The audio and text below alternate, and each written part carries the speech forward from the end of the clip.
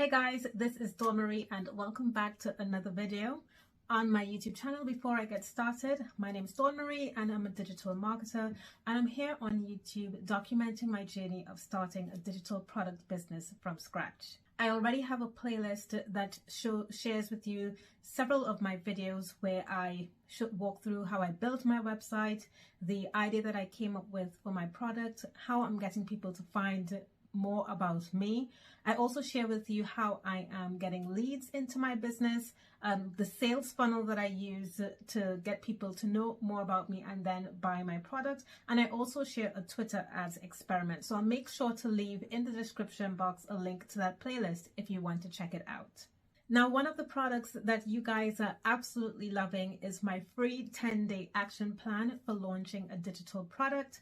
This 10-day action plan will take you through the next 10 days, step by step, to tell you everything that you need to do to put together, sell, and fulfill a digital product, no guesswork needed. You will learn why spending months creating a digital product is probably the last thing that you should be doing and what to do instead. Why posting on social media is probably not the best way to get someone interested in your digital product offer, and what's actually working right now to mobilize those people to consider your offer. And I also shared 24 highly effective and recommended ways for getting people to know more about your digital product offer. So if that's something that is interesting to you, then we'll look in the description box below where I put a link. And if you want more of this type of content where I'm just pretty much doing like a case study, sharing my journey, then I would love if you subscribe to the channel. Now, in my previous video, I shared with you how to create an ebook using Google Docs and Canva. And I also mentioned that it makes no sense creating an ebook or spending time creating an ebook when you don't really know whether it will sell. So that's what today's video is about. Today, I want to share with you a few short tips that you should think about so that you can make sure that your digital product has the potential to become profitable and also giving you the best chance at having successful sales. Now, these things that I'm sharing with you are some of the things that I did. I previously spoke about an ebook that I sold in the past, and also that I do currently in my business before I think about selling a digital product. So here we go, let's get into them. First thing that I do is actually brainstorm ideas for what I can actually sell. What do I think my audience will want as a digital product? What can I share with them? Now, I remember when I first got started, I wrote down a list of all the possible digital products that I could sell. Now, I'm a marketer and I love marketing, so I came up with some ideas of whether I could maybe teach something on marketing. Could I share my strategies in an ebook, right? So if, for example, you are a chef, could you share maybe your recipes in an ebook?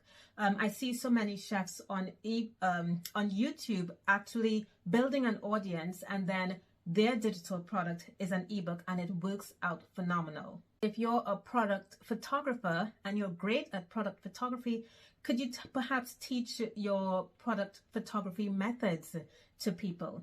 If you are a website designer, could you build and sell website templates? So you just want to brainstorm ideas, and to help you come up with those ideas, here are a few questions you should be asking yourself. What are you good at that you can teach?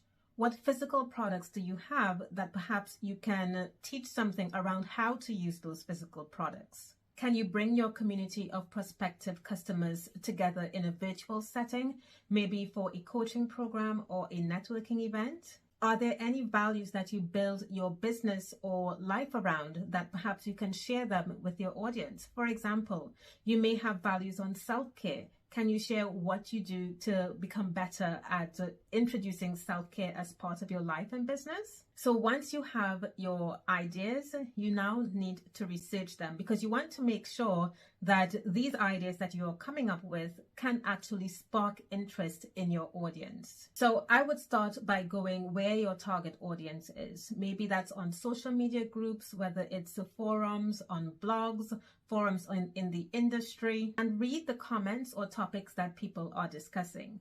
Another way that you can research these ideas is by looking at your competitors who are offering similar products to yours. You want to go to their platforms and see what their audience are talking about. They might leave hints about what their problems and gripes continue to be in respect of these products. Now, as a big fan of doing research, I have to say one of the best ways to do it is just by asking your audience. So I like to go on what is known as an ask campaign. So you should be asking the right questions so you will know how to position your product. So for example, I'm currently working on a podcast growth campaign with one of my clients. So it makes sense for me to ask or survey the audience to find out what would make them happily subscribe to a podcast. What would make them, or what topics are they interested in such that they would want to download and pay for the podcast. So you might be wondering, okay, so how do I actually ask these questions? Some of the ways that you can ask is by using polls and surveys. There are so many tools that social media platforms provide. For example, LinkedIn, I think also Instagram allows you to use polls that you can survey your audience with these questions. You can also send an email to your list and just simply ask them the question, as well as you can invite people in your audience to have a chat with you. I remember doing this as well when I was trying to find out what service my audience would prefer for one of the services that I offer. So I simply invited them to have a 5-minute chat with me. All of these things are great ways, and what people don't realize is that people love helping other people. They love giving their opinions. Now, one of the best questions you can ask is, when it comes to X being the specific industry that you are in, or the specific niche that you create content on. So when it comes to X, what is your biggest challenge or problem? And when people answer that, if they are sharing their problems and challenges, it gives you an opportunity to know what problems need to be solved. Then you can create your digital product around that. And if that problem is strong enough and they are really looking for a solution, then it means that it's more likely that your digital product will sell. Now, the next thing that I would do with these ideas is validate my idea. I want to make sure that before I spend any amount of time invested in developing this product, that it is properly validated. And when I say validated, I want to make sure that there are people out there who would actually consider buying it. Now, validating your offer is simply, you could put it in front of your target audience and see whether it would sell. You could create a minimum viable product. I previously spoke about this in the past, about creating that minimum viable product and seeing whether anyone wants to be early adopters. You could also reduce the price of that product and see whether you attract early users of the product, and then work with them to improve. You get feedback from them, you improve the product, and it helps you to develop the product into something better. Another way to validate that product is by using keyword research or even hashtag research. So keyword research on your search engines, for example.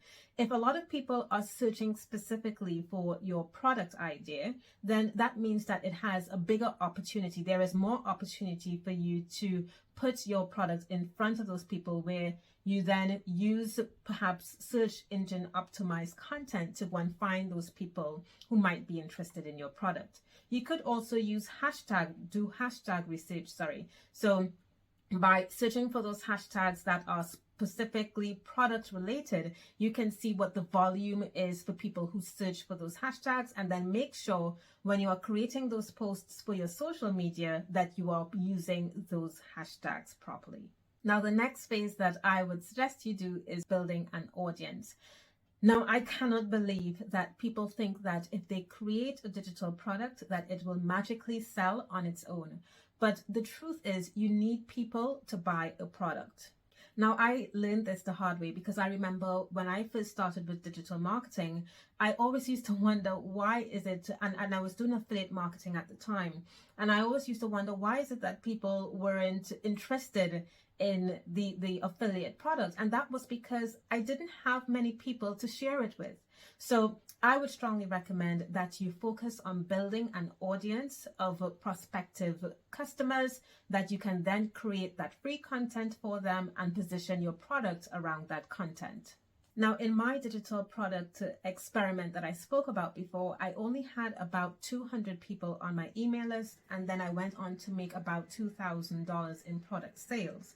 So that means that if I had spent some time growing that email list to like about 400, the potential would be that I would be able to double my income. Now, if I didn't have anybody on my email list, I probably wouldn't have gotten any sales, which is why I strongly believe that every new digital product owner should have that audience building phase so that they can eventually sell their digital product profitably instead of just focusing initially on the sale.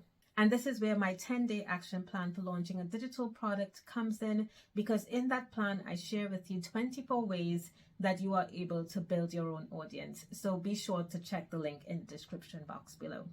And now the final thing that you should do to sell a profitable digital product, in my opinion, is building a waiting list. Now, in my previous video, I mentioned that I spoke about building a waiting list to sell my ebook. And one of the reasons why I did that was because I knew that if people subscribed to my waiting list, that they were more likely to be interested in the end digital product that I created.